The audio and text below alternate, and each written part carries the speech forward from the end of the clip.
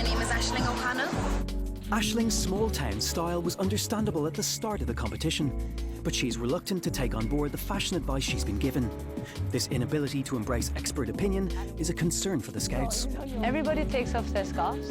She does things for us and then goes home and forgets all of it. When I go back to Kerry, nothing's changed. Still the same old Aisling. She can't look like a girl that hasn't had, you know, exposure to the fashion world at all.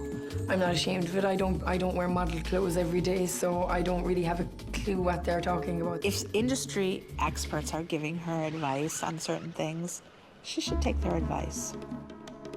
Irish stylist Celestine Cooney is the fashion director of Twin magazine and has styled stars such as Jude Law and Daisy Lowe. She flies in from London to help Aisling with her wardrobe. Let's have a look at some of your stuff here. You'd wear that to maybe a casting, or? I would, but I might take it off before I go in or something. Yeah. Yeah. The nice thing to do with Aisling was to get a sense of what she liked. So would you wear these together? Yeah. She likes a little bit of attention to detail. She's not into super boring things or super conservative things. Most important thing is that when you walk in, they see you as a whole. This is not that great. It just feels a bit too casual. Okay. It feels like something you'd wear, you know, when you're at home, like having tea and toast. When you're casting, it's okay for that to be here so we can see your hips. This is something that I would believe is probably a bit of a staple, and it's just a little leather jacket. I think something like that is great, except I would probably go with maybe like a white top underneath. You look very rock and roll. I like this. It's comfortable. It looked so cool, and it was just really, as she said, it was like a real rock and roll jacket. It was fabulous. And this is a little bit smarter. I mean, I think that looks really amazing on me. Pop this on. Kind of feels like a little t-shirt, but it's a little bit more interesting. If we're just dressing her every time she comes, you know, away with us, then she's gonna go home and she's gonna say, I don't like any of that. But if we could find a style that worked for our business and also that incorporated her own personal style, then that would work. I think what we're gonna do is take you shopping. Cool. Cool. Let's go.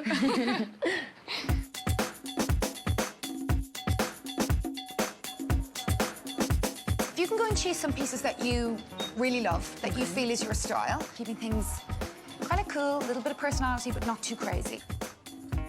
Aisling needs to embrace the concept that less is more and that models look best in simple, understated clothes.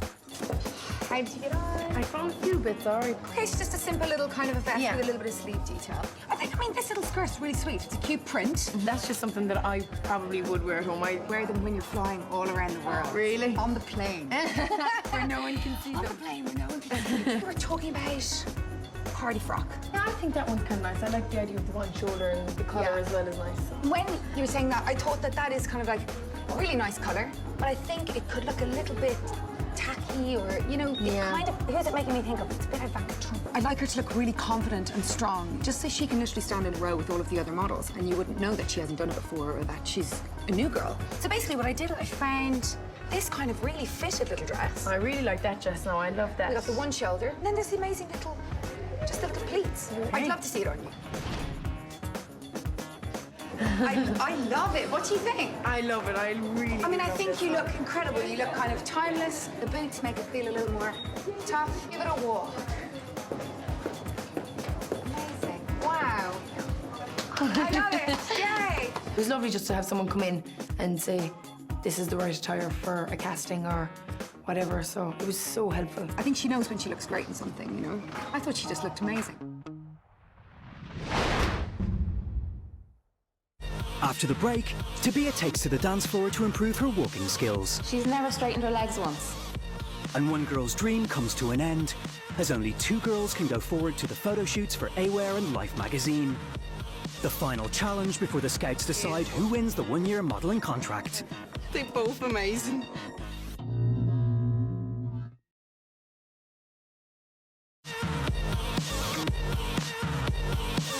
The Model Scouts are back in Ireland with the 3 girls who have made it to the last stage of the competition.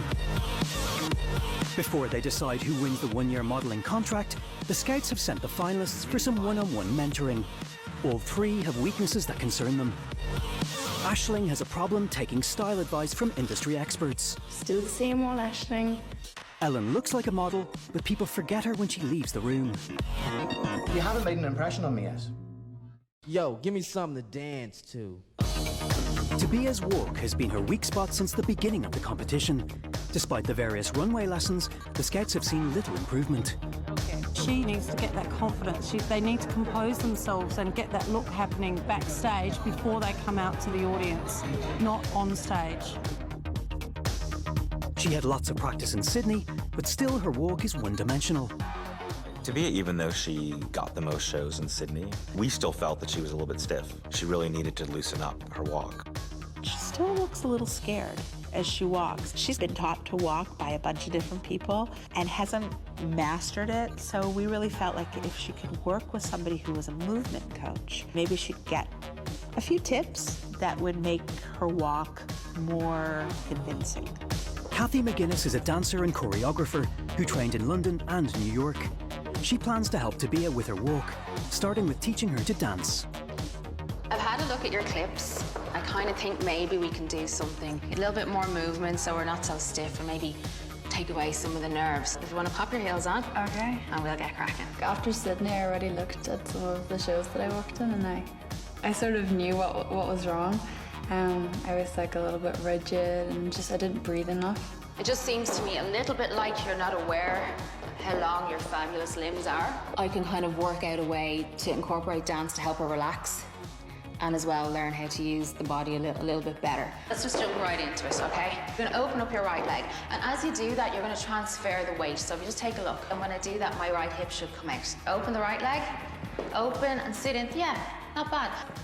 Left and close. When you transfer the weight constantly, eventually you will get into the habit of your hips and your lower body moving. Now, I know we don't want this going up and down the catwalk. I get that. And she's done dance in the past, and it was just a matter of really having her incorporate some of the stuff that she knows about dance into her movement. I've done contemporary dance before, but not really the sort of thing that we were doing here. There's just much more, improvisational and things like that. Step back in your right leg, transfer the weight completely onto my right leg. Now try the left leg, so sit back onto it.